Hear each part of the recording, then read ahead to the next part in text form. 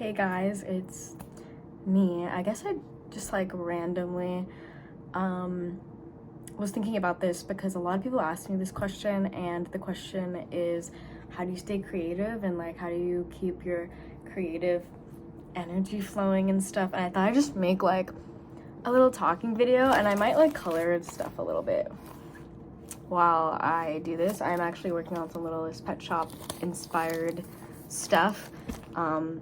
Anyway, let's talk about it because I always get this question, and I feel like it's like honestly depends on the person, like how to stay creative, but I'm going to just talk about how I stay creative because I feel like I have the most obvious like experiencing because I'm me and I'm myself, so like obviously I'll be talking about how I stay creative, but you can take my tips and advice that I use personally and like how I just kind of live my life.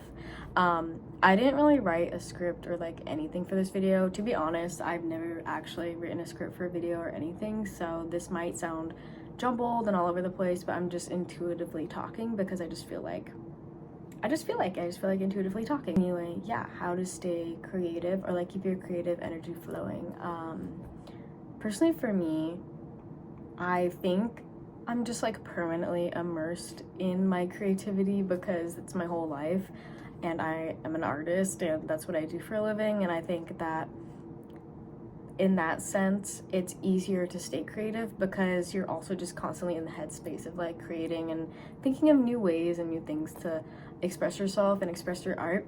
But in the other sense, which is more likely than not, is that a lot of people have they lead lives that don't put creativity first, because whether it be like work or school or something like that.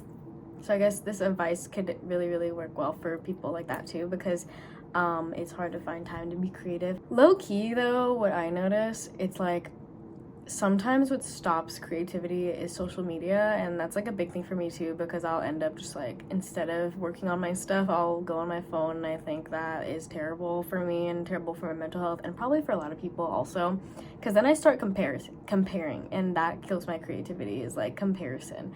But sometimes though, like you can get inspired by other people, and I think that can really like rev the engine of creativity, but I think it also could smother creativity when it gets out of hand, and like the boundaries with it can I like overstep. Like if it's overstepping your boundaries of just like binging art content or binging all that content and not actually creating, then it's probably not helping. But here's some simple things that I do that I think anyone can do, and that's switching up mediums.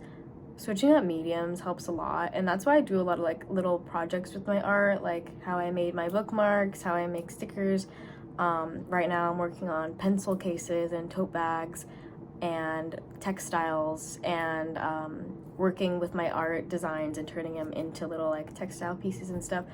I'll switch around my medium a lot. Right now I'm doing colored pencil. I like to draw with pencil. I love painting with acrylic paint. I love crayons. I love different mediums. I tried watercolor recently too, and that was really fun. Photography, reading, what else do I like to do? Crochet. I got really into crocheting and working with yarn. So my advice to you is trying new projects or trying out new crafts. Oh, I also got really into like felt making and stuff. I made like cute little characters with felt, like little character keychains, just like different stuff, you know, like trying out new things and seeing if you like it. That's one way to stay creative. I think when you put yourself in a box, it's really daunting, because then you put a lot of pressure on yourself to do something really well because you're so used to doing it. It's like the only thing you do. I think it can get a little claustrophobic. So I don't know, sometimes just taking it easy and like making something just for fun really will reignite that creative spark. And I decorated this lighter with my girlfriends, and I don't know, it was just for fun. No pressure to post it or anything, no pressure to like make it look a certain way. I just intuitively did it, and I think this is really good exercise. You don't have to decorate a lighter, it's just a fun craft, but doing something with no expectation for how it's going to turn out helps make room for new ideas, because you're just already like unlocking that flow. Like when you do stuff and you're not putting so much pressure on it, it really allows the creativeness to flow with ease, versus like when there's pressure. I feel like, imagine like a river and there's like a canal, or like, what are those called, like a stream, and it's like cutting the river like small, like it's creating like a little like portion where the river's flowing, but then it has to go like this, so it flows like way slower, like the water flows way slower. I think that's almost like creativity, because when you put that pressure like that on your energy, I think it really affects the creative process. And honestly, more times than not, you'll probably give up or stop and not finish anything because you're like stressed out from it. And I don't think you should be stressed out when creating. I think you should be feeling like free, like speaking to your imagination and like inner child, and I think that helps a lot.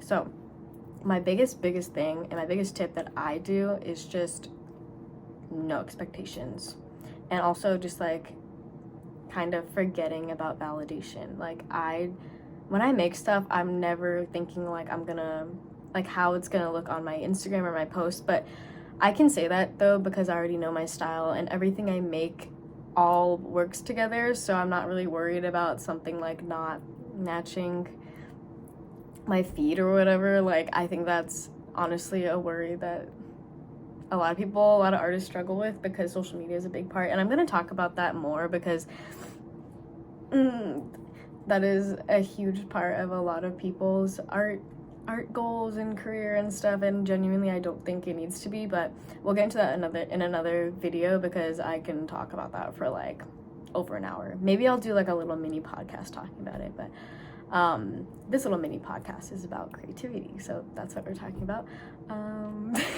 Can you tell that I like never make these like talking podcasty type videos? Anyway,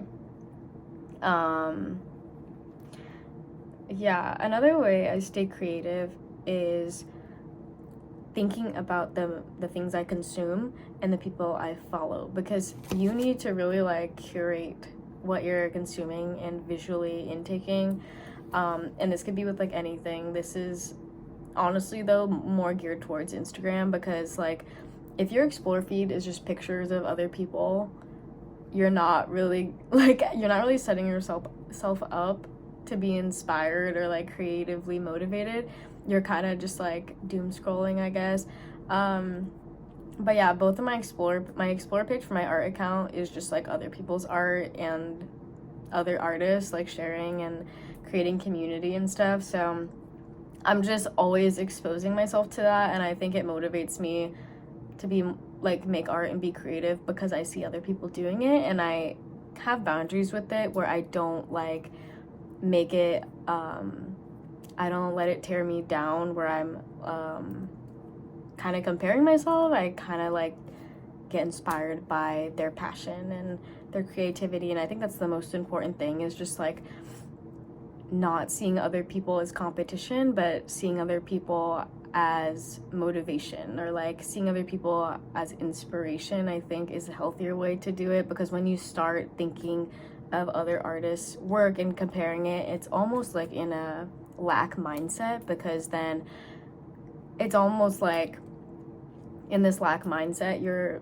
thinking like, oh well, my work's like way less than theirs, and like they're way ahead of me, and like I'll never be like that. I think that's just like the worst way to think about and use social media, especially for artists. So I think you have to like let go of that lack mindset and genuinely see it and be like, I'm inspired. And you must know that every artist starts from somewhere. Every artist starts and doesn't like their old work. Like I hate my old work and I don't think it's that great. Obviously I love it for the purpose of like, wow, like I could see that I really improved, but it's like, no, like obviously I love my work right now more than I did from like last year, like 2 years ago. And that's just how it is as an artist. You're constantly evolving. Art is like basically like a lifelong thing. It's a lifelong thing. You could do it at any age. You could do it at any time, if you make time for it, obviously.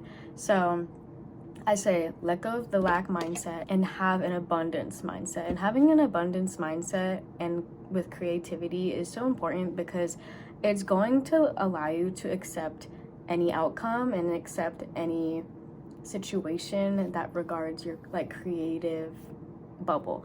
So basically, for example, it's like if I want to color this in and I color it in and I'm unhappy with how it looks, but I'm also like, well, at least I did it, and at least I like took the chance to and took the time to have fun and shade it and color it, and I can always just draw another one.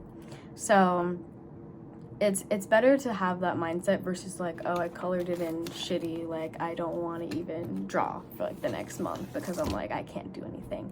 Like it's better to have a mindset of like, I'm going to try again because I tried in the first place, but I know next time I can make it better. I feel like, I don't know if I'm explaining abundance and lack mindset correctly, but that's just like my little examples. I guess like the last thing I'll talk about with creativity. So we talked about a little bit about switching up mediums. Super important. Trying new things, trying crafts. Try things you've always wanted to try. Who cares if it turns out weird? Like, look at this. I tried clay. Like, girl, like, I've tried everything. Like, seriously. Felt, clay, jewelry, crochet, beadings. I actually really like how these turned out.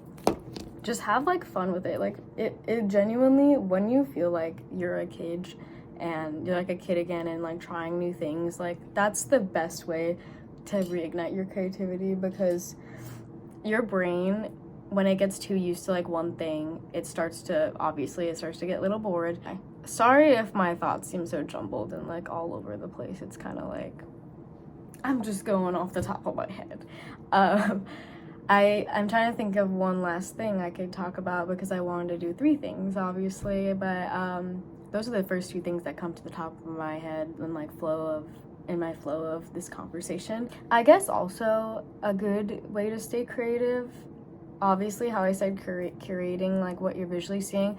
I think like any visual media and like physical media, whether it be like books or magazines and stuff like that, is really important. I think you can really ignite some creative thoughts and creativity from that too. And I also want to mention that mental health and health in general really plays a big part in creativity and motivation, because if you're not mentally in the right place, I feel like it's really hard to get in that space of being inspired and being creative, because you're spending a lot of, like, without knowing it, a lot of your energy and brain power is just like going somewhere else. So a lot of the times when we're in bad mental spaces or not healthy or not feeling healthy, we find ourselves in art blocks because we have no motivation to even really do art, but let alone like normal stuff. Like if you're feeling a little depressed or anxious, it's really hard to like just get up and do normal things. So I do think mindset and mentality is important to stay creative, which we can't really control sometimes, but there are things like you can do more tailored to like yourself and your own experience. Because for me, when I'm anxious or like feeling like a little bit emo or something, I literally stay in bed like all day and I'll be on my phone, and it's like I just feel so creatively blocked for like that day, because I'm like, I can't even think of doing anything, let alone drawing and making art. And especially like for those people going through a lot in their life, it's kind of just like it's hard to imagine making time to be creative. But something that I will say really, really helps is when you feel like art or view art and creative things in general, like making music or art or crocheting or crafts and stuff, becomes like a great outlet for you, where you feel like it just makes you happy, and it's like not coping mechanism, but it can be almost therapeutic for a lot of people.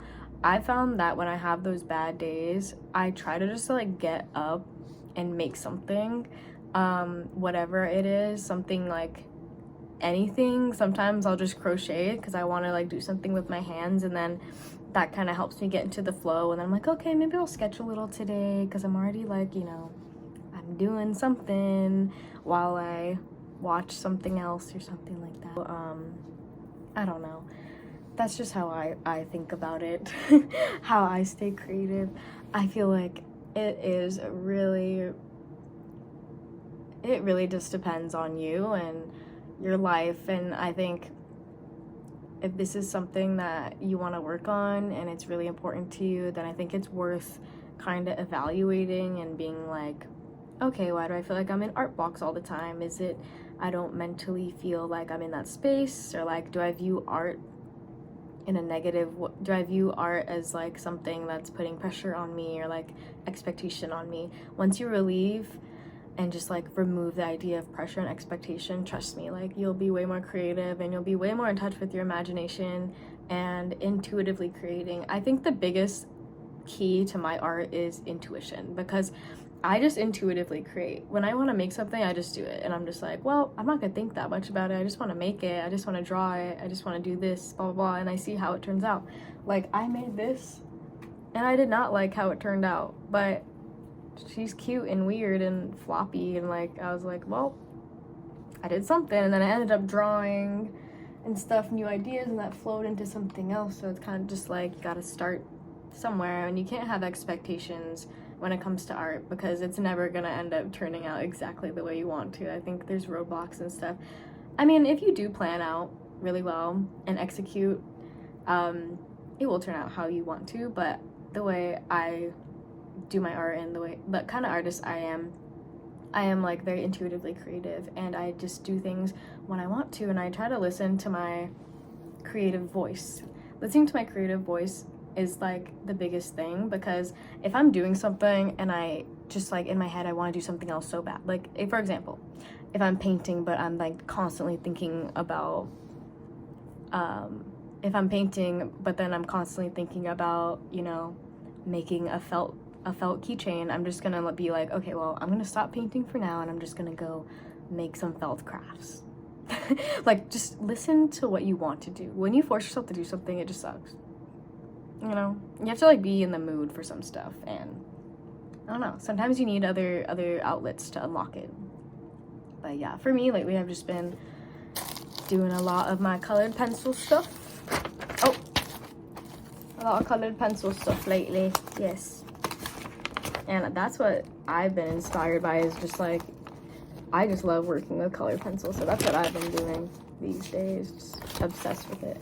I don't know, find something you just really, really love. Find a medium you really, really love, because you could be keeping yourself in a box right now and you have no idea that you're gonna love something else, so you never know. But yeah, that's my little yap and rant about staying creative. Hopefully this didn't come off stupid or like, I don't know, whatever. I'll talk to you guys later. Bye. Also, look how cute this little guy is. Just imagine this is you guys and this is me talking to you and telling you it's gonna be okay, and you will get out of our block and get out of your creativity block, and it'll be fine. But yes. Bye.